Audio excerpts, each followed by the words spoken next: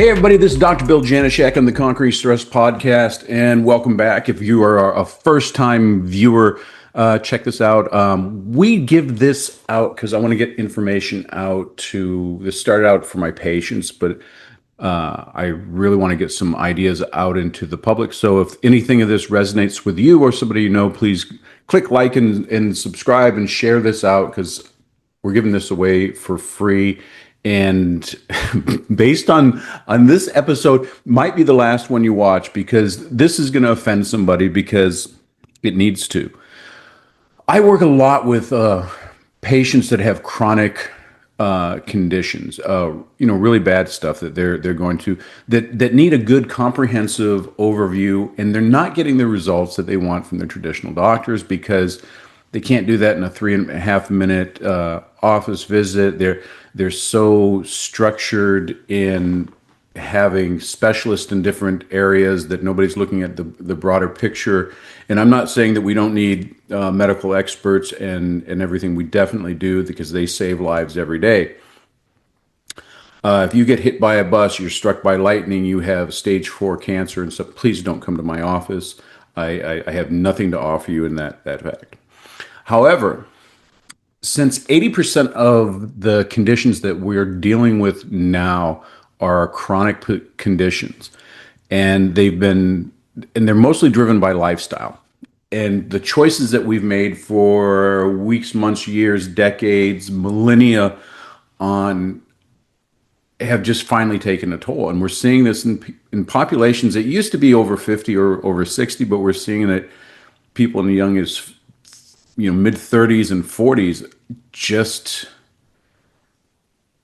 they're not making it. They're just chronic illness, and it's very sad.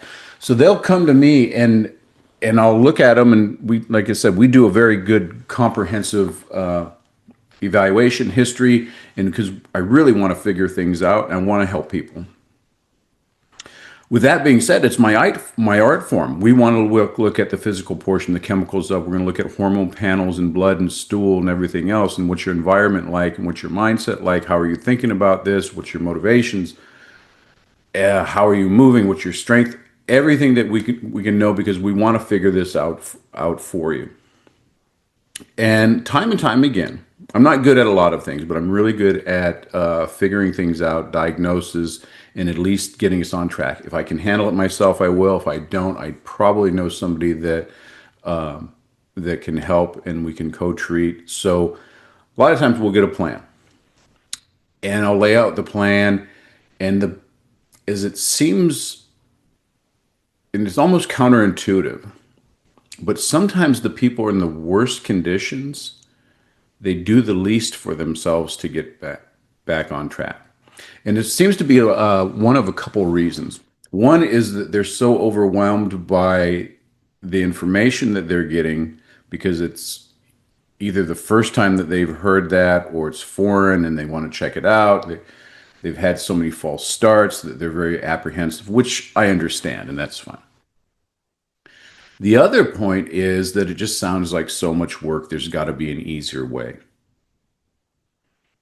And I'm seeing more of the latter than the former now. The people that take their time, and when you have chronic issues like that, depending on how severe, you don't have a lot of time to make a new decision because your window of health and healing is closing, and it closes quicker. The older we get, the faster we age. And when you're on a downward trajectory, it's not a good situation. So we try to speed this up, and we try to help people along. The people that look for, well, there's got to be easier way. That sounds like a lot of work. I don't have the time. I don't have the money. I don't have the resource. I don't have the focus. I don't have this. What about this? Can I try this and a little bit of this and do that? They want to dabble. And when they first come to me, they come to me usually as a last resort, or pretty close to the last resort. And their mindset is they don't want to be on drugs, and they don't like what the traditional, and they know that that's not going to work for them. I mean, logically and academically, they know that, well, if I'm on medications, that's not fixing the problem. So I want to do like everybody's heard of it. I want to get on this holistic treatment and let my body heal itself, and I don't want to take medications, and I applaud them for that. But they also come in, they're scared, they're worried, they're a little bit angry, and they may be angry at themselves, they may be angry at their doctors, they may be angry at their situation, they may be angry at whatever. Think about, like, if you were not feeling good for a very long time and it seems getting worse and worse and you're not getting the results, you'd probably be a little bit angry too. And then they get sad and they get depressed. And all of those emotions they're valid, but that's where they're coming in. So they're wanting something, but a lot of times these people, because of their history and they want me to fix them. So, like, I wave magic pixie dust and I throw it in the air, and I do a wonderful TikTok chiropractic adjustment that makes a lot of noise, and people go, "Oh my God, it's a miracle! You can, it's That's all I needed for all this stupid shit that I've done for so long. It's just one crack." And oh God, those things piss me off. And that'll be a whole nother video about the stupid ass shit like that, because it belittles and it gives false representation of what's really available, and it precludes the science behind what we're thinking. But these same people, as they get on, we say, okay, well, we can do this, and here's the plan. And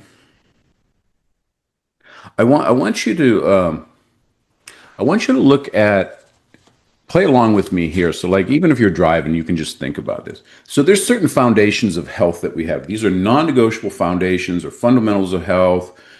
Glenn Depke, my buddy naturopath, likes to do fundamentals of health. I call them foundations. They're all the same thing. They're basic things for necessitating life and living. One is we've got to breathe, right? Does everybody agree that that's important? So breathing is important. So do you think that we are breathing deep and full and diaphragmatic and we're filling our bodies up with oxygen? Or do you think that we sit too much and we're slumped over like this and we breathe mostly shallow from our chest? So most people would say, yeah, you know what, we probably breathe more shallow. So we're not breathing as effective as we should be, or we naturally should. And also, do you think it's gotten more worse that so much so that they've invented a CPAP machine to get a machine to help us breathe at night? Sometimes people as young as 30. So do you think that that's a good idea? So it's pretty pervasive, right? So most people would say, yeah, that's not good. So the next thing is how about the food? And again, oh my God, volumes of stuff has been written on foods and things that we can do with foods and foods that are crap. Do you think that there's more toxic food going on, or is there more healthy food that's just being delivered and showing up in our doorstep? So what do you think about that? So do you think there's more glyphosate and GMOs and other fake foods in there that are probably wreaking havoc on our physiology, or are we eating like a bunch of hippies or Indians from back in the day, and we're getting full nutrients from the food chain that was intended? So most of us would understand that we're probably not eating as well. How about sleeping? I mean, is sleeping important? Sleeping, most people would say, yeah, because I'm tired and my body kind of regenerates itself.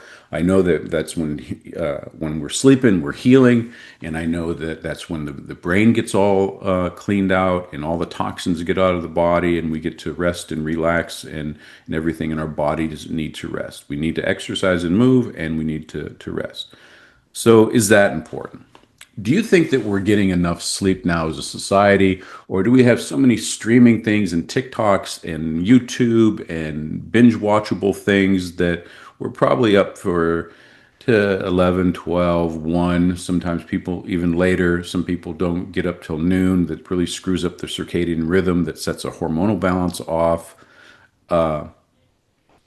Or are we going to bed at proper times, getting enough rest, getting out into the sunshine, and filling our bodies up, ready to go with full of energy?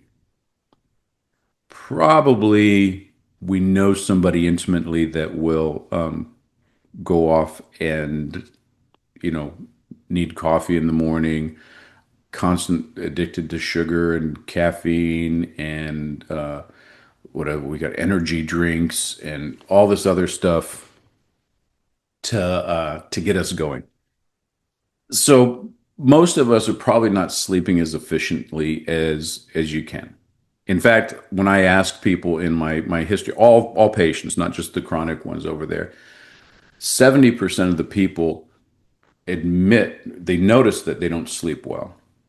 That means some people that haven't slept in so long that they think it's normal. So there's probably probably 20% of the population, I would guess. Just my opinion. That's not science. That's just my opinion. Are probably sleeping effectively because they don't focus on it.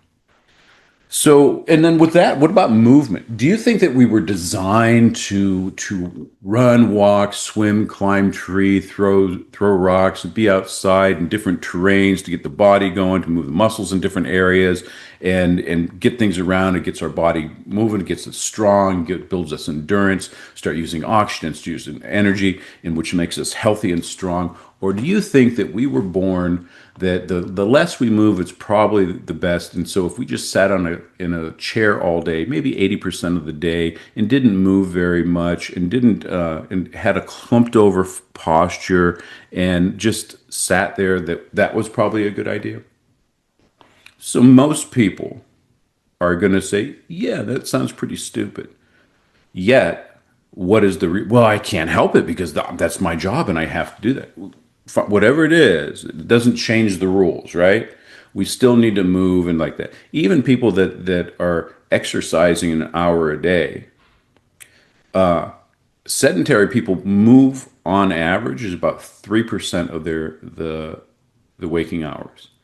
People that exercise an hour a day, they move 4%. Still way lower than it should be. So the next thing is not and the foundations of health and the fundamentals is we need to be outside. The sun is the ultimate source of life. We get the sun, we get the UV lights. The sun does not cause cancer. If it did, there would be no one around to believe it because everybody would have died of cancer because the sun lights up everything. So, being out in the sun, not frying in the sun. I'm not telling you to do that. White people like me, pale and everything else like that. We need sun just like everybody else, but we also need not to fry like bacon. So, with that being said, are we getting out in sunshine, or do we spend most of our time working from home, fluorescent lights, if we have lights at all, no sunshine, no photons coming through and getting under our eyes and waking us up and stimulating the cells like they need to be, and being out? Or do we sit around in you know mostly in a room with air sitting around and just not getting real sunlight, always turning on fluorescent lights? So the sun's pretty important since it's the ultimate giver of life, and we're not getting enough of it in general. And then we go back on to the other thing that we see, that I'll see a lot over there. Are we poo-pooing and pee-peeing really well? Are we getting rid of the toxins effectively? Other than sleep and brain fog, constipation, mostly, or diarrhea. Rarely do people come in, even people that think that say, no, I'm really good. I go to the bathroom once a day. I said, well, how many meals do you have? Well, about 3 or 4. Okay, well, maybe you should be pooping more too, because that's backing up.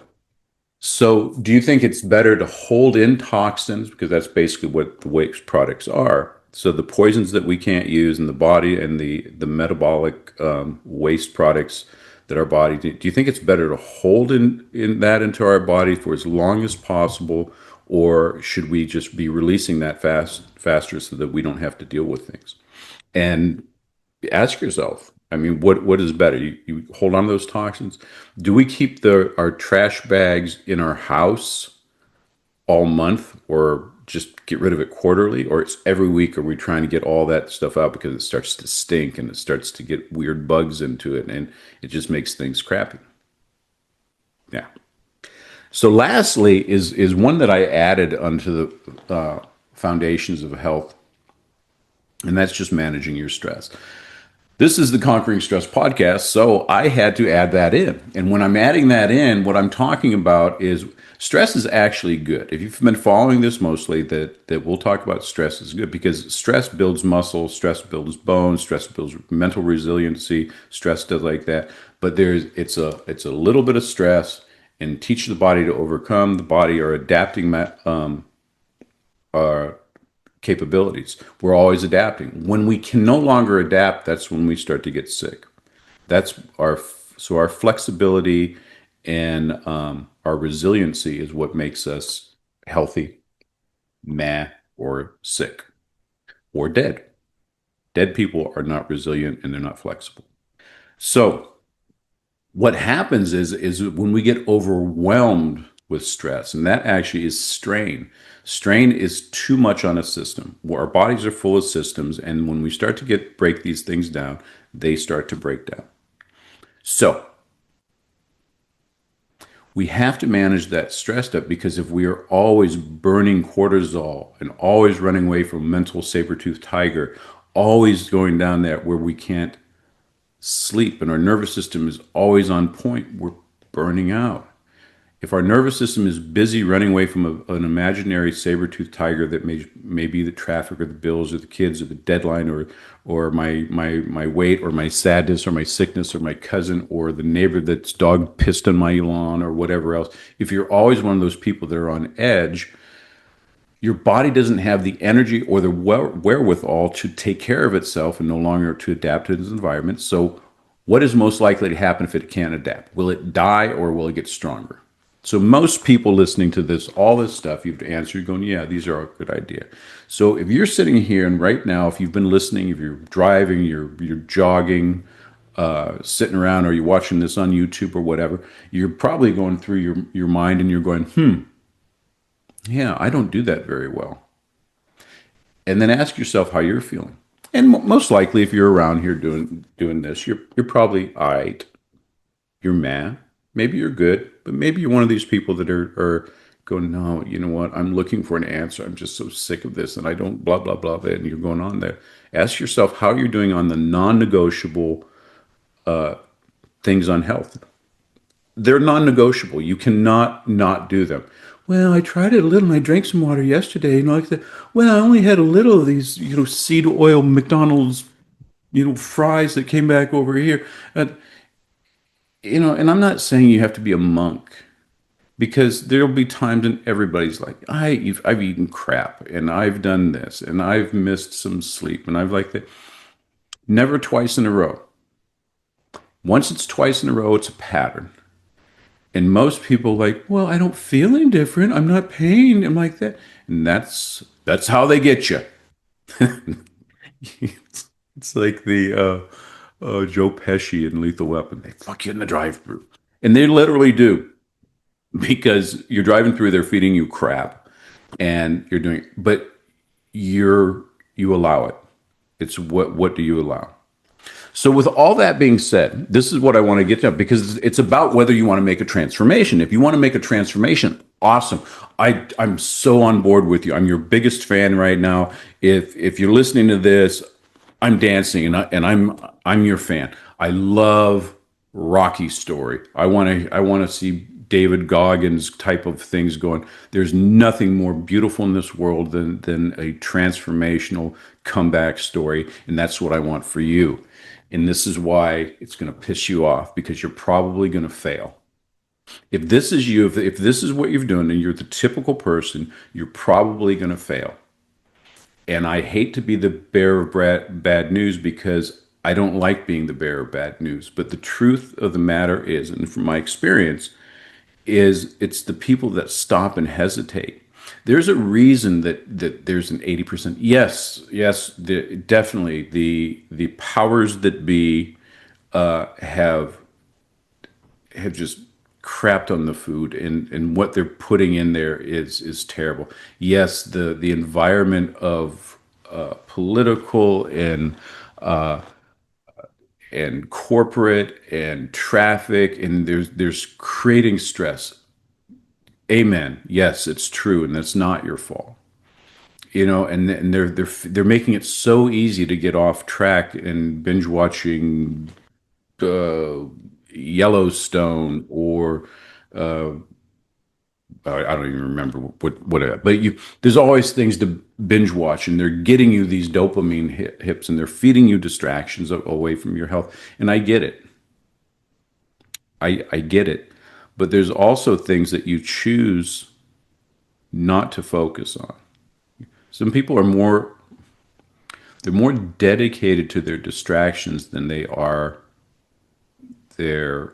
And I hate saying health too, because health, that sounds I don't even know if there's a definition, a usable definition for that. We're health, or just being engaged in something that's kind of coming from you. The flashing lights, the clickbait headlines, and everything else is getting people off track. And people that already have a propensity for that, it's very easy to do nothing until the end. And so we get these people coming into the office scared, worried, angry, depressed, sad. And if you've listened to this before, the how to is not the problem. The what to do is not the problem. We can find those out. The problem becomes when here's what here's what you have. Here's how we can fix it. These are the things that you want to buy that you will have to start doing. Here's the things. This is what you need to do. X, Y, and Z, whatever it is. There has to be some consistent action on your part towards the goodness, towards what you want versus what is comfortable and easy. And most of the people, because they have weeks, months, most of the time decades, 20, 30 years of not trying very hard, or their version of okay, well, I need you to eat right. Well, I tried, but I was running late, and then I was tired, and because I was tired, I didn't want to cook, and I didn't want to bring this, and I didn't feel like eating whatever it is, whatever hippie food that you're picking, and I didn't like that, so I just thought, "Ugh, I'm just going to drive through because it's easier, and I want to get over it, and I want to relax because I deserve to relax because that's." And they tell themselves a story, and I'm going to start Monday because they wait for them to feel like it before they do what they're supposed to. And if you were a 4-year old and your mom came over and said, whenever you feel like it, can you brush your teeth, wipe your ass, and change your clothes and do your homework? Or if you have homework at 4, I don't even remember. But what's the kid going to do? Well, I didn't feel like it. I'm going to play with my G.I. Joe, Tickle Me Elmo, what? I'm aging myself on there. I have no idea. Whatever the toy of the, but they don't feel like it. And a parent would come over and say, get your ass over there, go clean out your pie hole and change your clothes and wipe your butt and start acting like a human. I have to tell people the same thing. I don't care if you didn't want to. And the problem is, well, I tried. I really tried. I couldn't or I tried to do that exercise, but my knees hurt. And I said, yeah, they're going to hurt because they suck and they're weak and they're brittle, and you have to conquer through that. So here's where the problem is that when somebody's sitting there chronic, their definition of try is different. Their definition of all in, it's not even on there. They have a delusional, their ideas are delusion. And I don't mean that in a condescending way. I mean in a typical way. And I mean in a usable fact. They are delusional. Delusion is having a false belief about something or an outcome that that in reality has evidence of the contrary.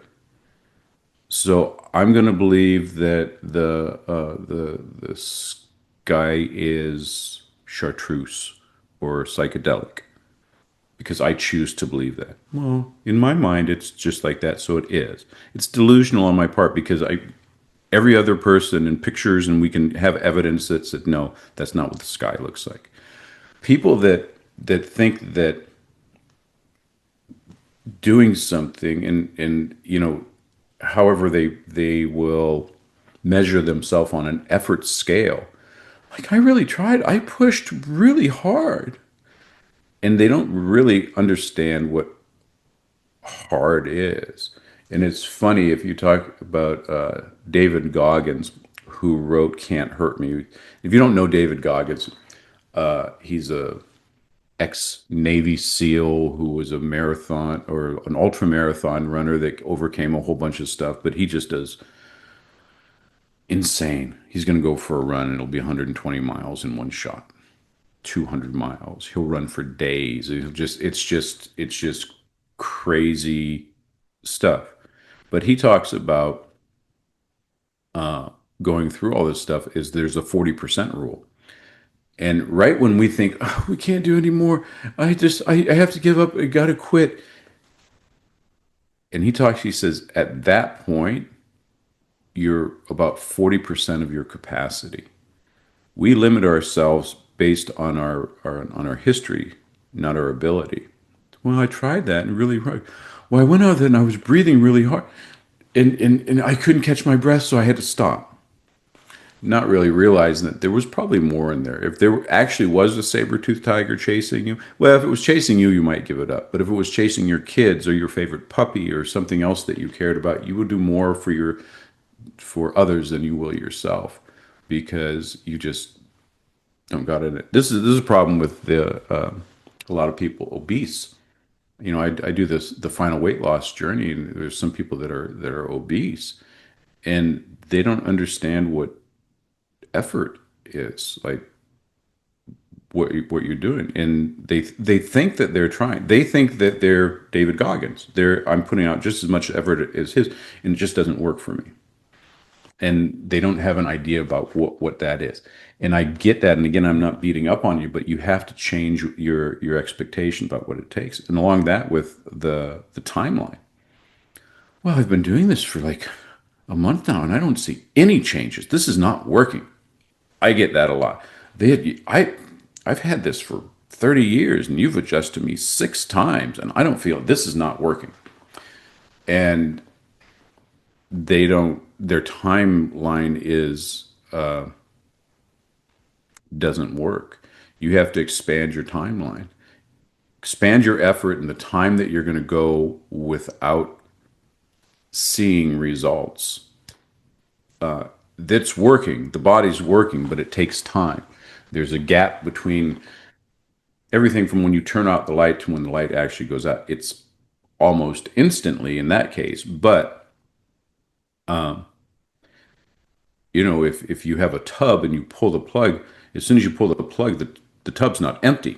It takes a while for that to process. If you have chronic inflammation, you're doing all these bad things, and you have a physiology that needs to change, it takes some time, and you have to continue doing the right things, and you're at risk of doing one bad thing that sets you back a while. So with that being said, I want to bring it to this is with the that timeline. You have to expand your expectations of what's going on, and most of the time, the people that have the worst conditions, they have to put in more work than David Goggins to get through these things, and they don't have it in them. They do have it in them, but they can't pull it out. And at that time, they need a team, and they need a doctor. And this is what I try to do with them because I understand that, and I understand what's And I want to be clear that I'm not beating up on that. I'm giving you guys the reality and just not just the sunshine, rainbows, and unicorns. Is that people are going to go through that, and if you're living with someone going through that, they're going to be a mess. They're going to be in a bad mood. They're going to not know what to do. They're going to be sore and achy, and the symptoms that they're trying to get rid of may increase for a little while because they're putting more inflammation into this crappy system, and it's just shit that you have to go through because that's what it is. It's trial by fire. We try to mitigate. This is why you need a practitioner that understands all this stuff, because when those happen, you don't panic. You say, okay, yeah, this is kind of, and here's some things that you can do to mitigate that, but hold the course.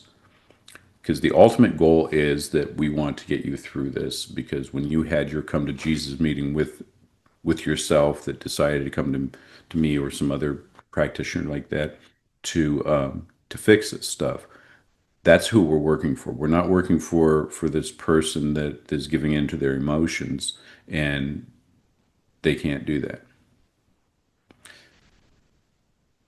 But you have to be well versed in those things. So, with all that great positivity that I just shared with you, there's amazing news. For those people that understand that and they prepare for it, and they prepare for it, it's not time, I don't have enough money, I can't do that, it's inconvenient, and you get over that and you just say, okay, you know what, this is, I just have to do that, and I'm going to do that, and my family's on board, and I've decided to have my friends help me and get some accountability, and I have a team, and the kids are on board, and the cat is on board with me, and we know that we're going to do this, and we're just going, here's my calendar, here's my checkbook, here, I'm ready to learn. It's great. The technology that we have to get people over all this stuff, the things that we can test, even in the last 3 to 5 years, that it used to be very expensive and it was very rare for us to do.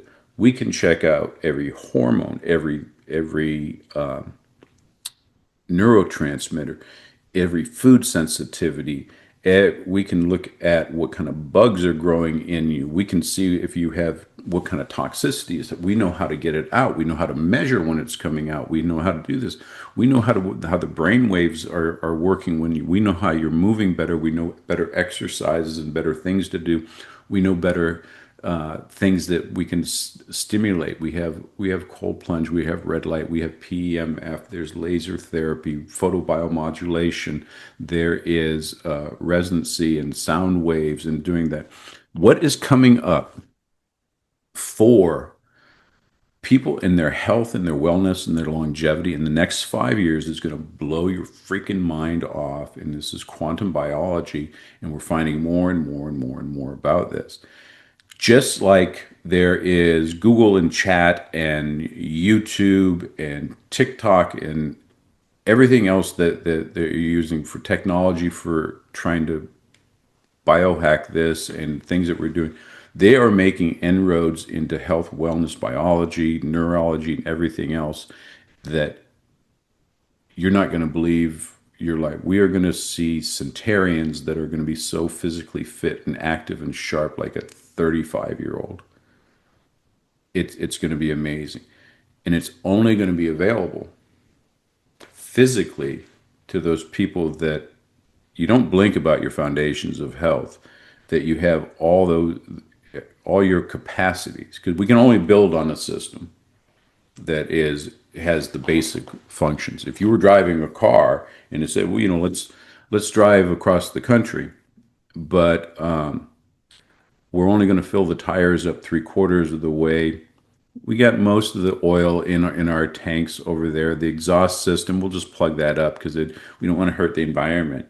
And we're not gonna have any air conditioning on there. So when we're going through the desert, because that just doesn't work. And we're not going to have any coolant in the radio. Well, we'll put some in, but we don't have to put everything, because I tried to pour it in. I couldn't do that. How far would you get? So, and listen to this next part. It wouldn't bode you pretty good. It's the same as the body. If you're not eating, sleeping, moving, getting some sunshine, all that other stuff like that, you don't have a basics of a car. And that's the same with your body. Now, this is why people will fail with the biohacking, which I hate that term because it gives people permission to, because it sounds like a shortcut, and they're really not. I don't like the word. I like what they're doing. They're giving you cutting edge and nuance into how you can better perform, but they are force multipliers, and you have to do the basic things. That means you have to sleep and poop and move and breathe and all this other stuff, and you got to go after over there and put the effort into exercising. From that point on, when you have your everything else is a force multiplier. I can't put you know, some fuel additive into a crappy car. It's not going to do anything. It, it'll probably do something, but nothing to the comparison of where if the machine was running properly.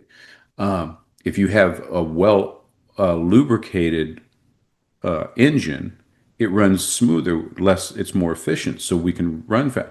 It's the same with the body, with the fuel that we're adding into. So if you've been crappy and you've been sick and tired and my mind's not working, my body and this hurts and that aches, it's all the same stuff. If it's chronic, most likely that there's going to be really good help out there for you if you go to the right practitioner, you get the things done, and you're ready to go through these things where you have this, I'm ready to change me. And my number one obsession is going to be getting through this. Yeah. And you're going to have people that are going to call you crazy. You're going to have people that are going to try to slow you down. You say, well, I don't think that's healthy. We shouldn't even do that. Well, no one's else ever done that before. Go through those things and you will come out the other side exactly what you wanted. But remember, before you start, you're making your decision in a nice 72-degree room. You're probably feeling pretty full and happy, somewhat well rested, and you're going, yeah, I want to do that. So are you willing to do the stuff when it feels when you don't feel like it? Either you don't have the mental energy right off or the physical energy, but keep going after it. And if you get through a relatively very short time and then you start getting momentum, watch out. Your dreams are about to come true.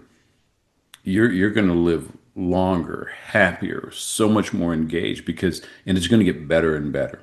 Now, I'm not saying you're going to live forever because you're not. You are going to die. Memento mori. But the way that you're going to live, you're really going to live. So keep that in mind. Keep that in mind. I want you to go out and I want you to go out and be extraordinary. My friend Joe Ingram, the sales genius, says, normal people get normal paychecks. Well, normal people will also get normal results, and that ain't good. So let's go out and be extraordinary. Use this stuff and go out and make the change.